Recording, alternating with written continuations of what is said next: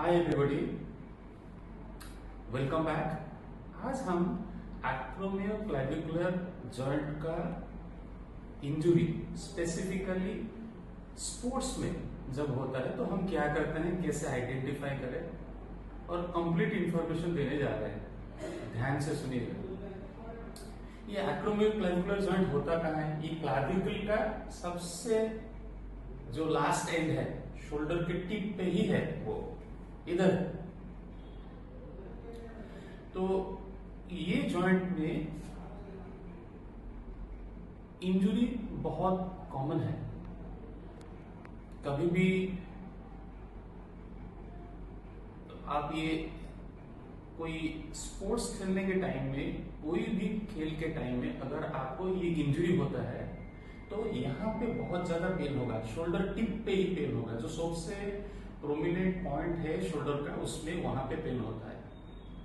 एक general test है जिससे आपको पता लग सकता है कि ये जॉइंट में इंजरी है कि नहीं। ये है, ये हॉरिजॉन्टल एडक्शन टेस्ट है। ये टेस्ट करने से अगर यहाँ पे पेन हो रहा है, शोल्डर टिप पे पेन हो रहा है और बहुत ज्यादा पेन हो रहा है, probably your acromioclavicular joint is involve and affected by the injury.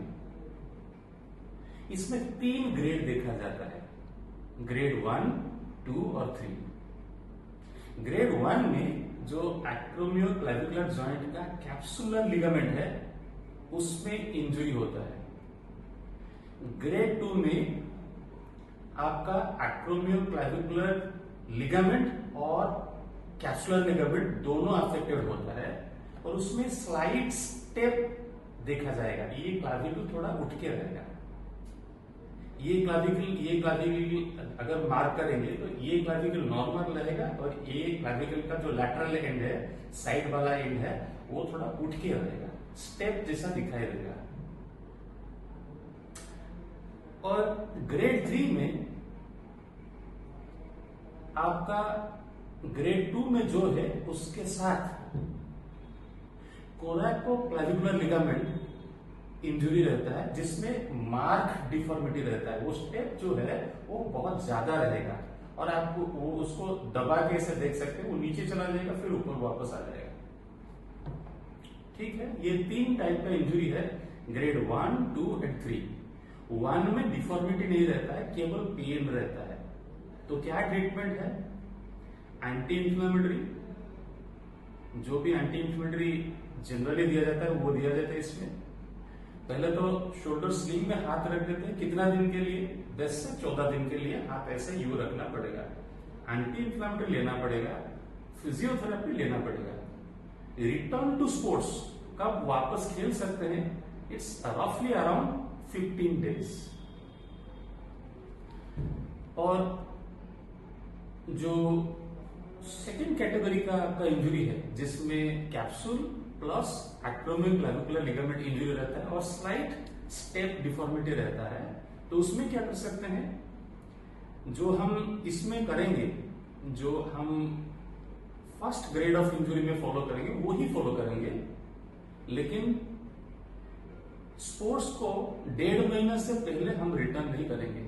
1.5 महीने से पहले अगर हम खेलना शुरू कर देते हैं तो मान के चलिए कि वो इंजुरी परमानेंट हो जाएगा, उसको प्रॉपर हीलिंग की जरूरत होता है। ग्रेड 3 में जनरली क्या होता है? Return to sports is delayed up to 4 months. Surgery का भी जरूरत पड़ सकता है। अगर आप रिटर्न टू स्पोर्ट्स अर्लियर चाहते हैं, 4 महीने से पहले, तो रिटर्न टू स्पोर्ट्स सर्जरी के बाद बहुत क्विक होता है। जनरली ये बहुत माइनर सा ऑपरेशन है, कोई ऑर्थोपेडिशियन से मिल लीजिएगा, वो बता सकता है। अगर कोई स्पोर्ट्स में रहना चाहता है और ये इंजुरी के साथ खेलना चाहता है तो मिनिमम 4 महीना वेट करना पड़ेगा और उतना lengthy rehabilitation programme, physiotherapy programme आपको फॉलो करना पड़ेगा। किसी को अगर ये इंजुरी होता है, you can directly consult sports medicine specialist और sports medicine physiotherapist. I hope this information is quite helpful to people who take sports seriously. अगर हो सकता है और आपको इम्पोर्टेंट लगे तो ये इंफॉर्मेशन को शेयर कीजिए और लाइक कीजिए। So see you in the next video, bye.